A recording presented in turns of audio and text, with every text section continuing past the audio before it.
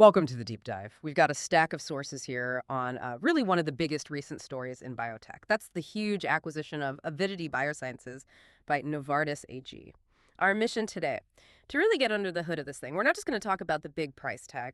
We'll look at the deal mechanics, the science that made Avidity worth, US $12 billion. And crucially for anyone watching the markets, the immediate impact on things like liquidity, volatility, order flow, how a buyout like this just instantly changes everything for a stock. So let's start with the company itself, Avidity Biosciences. What made them such an attractive target? Well, they're right at the cutting edge, focusing on oligonucleotide and RNA-based therapies. Their big thing is this platform called antibody oligonucleotide conjugate, or AOCs, aimed at genetic and rare diseases. Yeah, and it's key to understand the picture before the deal. Hmm. Avidity was, well, classic high-risk biotech. Huge potential, definitely, but massive risk, tied up in whether their clinical trials would work, whether regulators would approve, a real binary bet, and financially. They were burning cash. We're talking negative earnings, net losses, and just to give you some scale, their last quarterly revenue was tiny, like US $3.85 million. Wow. Against a $12 billion sale price. Exactly. It tells you Novartis wasn't buying current profits. They were buying the future. They were buying the platform, the potential. Okay, let's unpack this. Let's unpack the core technology then, but keep it simple. Yeah. Because that's got to be the key to that huge valuation, right? What are AOCs and why are they revolutionary? Good question. It really is the core of it.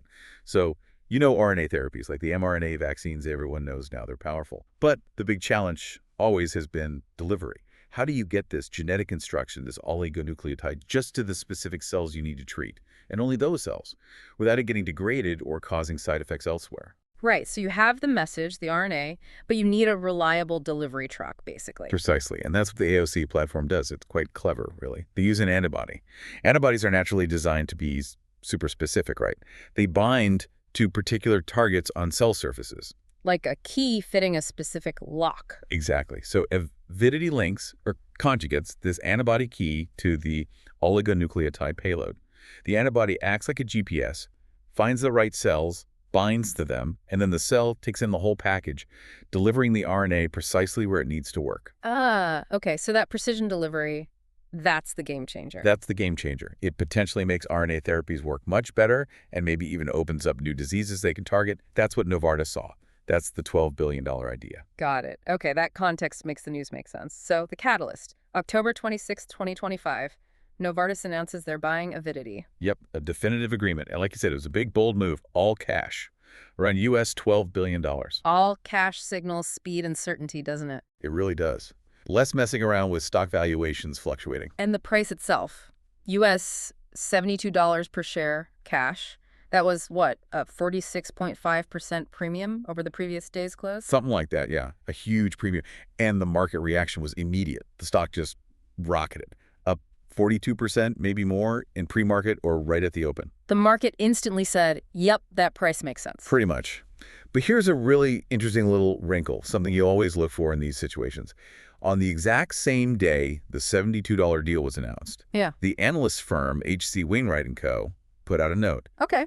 They downgraded Avidity from buy to neutral. Wait, on the day the stock soared on acquisition news, that's odd timing. It's fascinating timing. And get this, they lowered their price target from $87 down to exactly $72, the deal price. Oh, okay, so what does that mean? Did they just happen to land on the exact number independently, or? Or did they somehow get wind of the deal details right before they were public? It's hard to say for sure, but it's the kind of thing that makes you go, a perfect little case study in how information flows, or maybe doesn't flow perfectly, in the market. Institutional guys watch for stuff like that. Right. Okay, so this is where it gets really interesting for, listeners focused on the trading side, the market mechanics. Because once that deal is announced, Avidity stock kind of stops being a bet on biotech science. And it becomes something else entirely? Yeah. It becomes about the deal closing. Yeah, like a financial plumbing exercise almost. That's a good way to put it. The biggest risk, that binary, will the drug work? Risk, it's just gone. Poof. The risk profile flips completely. Now the question is, will this $72 per share deal actually happen? And the stock price reflects that immediately, right? It snaps up to just under the deal price. Exactly. It'll trade very close to $72, and the game shifts to what's called merger arbitrage. Merger arb. Explain that simply. Okay, so if the deal price is $72, Maybe the stock trades at, say, $71.75. That 25-cent gap, that's the spread. The arbitrage spread or takeover spread. Right. And traders trying to capture that spread. They buy the stock at $71.75, hoping to get the $72 when the deal closes. But why is there a spread at all if the deal is announced? Two main reasons. Wow. One, time value of money. It costs money to hold the stock for, maybe months until the deal finalizes. And two, risk. There's still a small chance the deal could fall through. Yeah. Regulatory hurdles, shareholder votes, legal challenges. That's the execution risk. Gotcha. So the spread is basically the market's price for that remaining risk and the waiting time. Precisely. And in an all-cash deal like this, the arbitrageurs are mostly just buying Avidity stock, hoping to pocket that difference. And the liquidity, the trading volume must have exploded. Oh, absolutely. Massive volume. Huge order flow. Because it's all cash, it's simpler. No complex ratios involving the acquirer stock. So you see big institutional players, the ARB desks, piling in quickly to buy Avidity shares and lock in that spread. Lots of block trades. Okay, let's talk options then, because that's another huge immediate change, right? Volatility, compression, what happens there? Yeah, this is super important for anyone trading options. Think about Avidity before the deal. Huge uncertainty. Could the stock double on great news? Could it crash on bad news? Yes to both.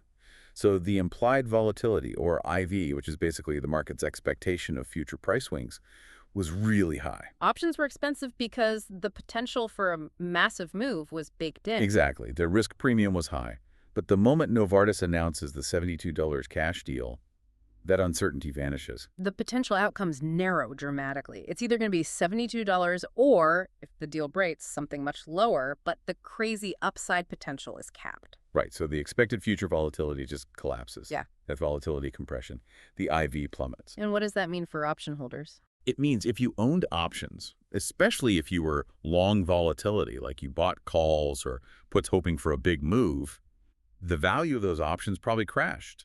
Even if the stock price itself went up towards the deal price, the drop in IV itself kills the option premium. So the risk value disappears from the option price. That's it. It forces option traders to scramble, adjust their positions, or get out fast. Okay, shifting gears slightly, what about the bigger picture? What does this deal signal for the whole biotech sector, especially this RNA genetic therapy space? It's huge validation. When a giant like Novartis splashes out $12 billion, mostly for the platform technology, the AOCs, it tells the entire market this approach, this technology is incredibly valuable. It's not just about one drug anymore. So it lifts the boats for similar companies. Yeah, you'd expect that. It probably boosts sentiment, maybe forces analysts and investors to reevaluate other companies working on similar delivery technologies for RNA or gene therapies. It sets a new benchmark. Which leads to potential trading ideas, right? Like relative strength, comparing similar stocks, or pair trades. Definitely. People will be looking for the next Avidity. Who else has a novel, potentially game-changing delivery system, not just a single drug candidate? So the hunt is on for other valuable platforms. Exactly. The market just starts asking, if Avidity's AOC platform is worth $12 billion for solving delivery, who else is solving a similar critical problem in genetic medicine? The value of the underlying tech gets reassessed across the board. Okay, so we have the deal, the arbitrage play, the options impact, the sector lift. But let's circle back to that execution risk. You mentioned hurdles. Is this deal a sure thing? No, never say never. There are always risks until the money is actually in the shareholders' accounts. That's why the spread exists. What kind of hurdles? Standard stuff, mostly. Regulatory approvals are key, antitrust reviews in relevant jurisdictions, SEC filings need to be in order, and importantly, Avidity shareholders have to vote to approve the deal. Usually likely in a friendly deal with a big premium, but still a required step. And legal challenges. Always a possibility. In fact, we already saw a law firm, Halpersata LLC, announce they're investigating. Investigating what? Basically asking if the $72 price is fair to Avidity shareholders or if the board could have gotten a better deal.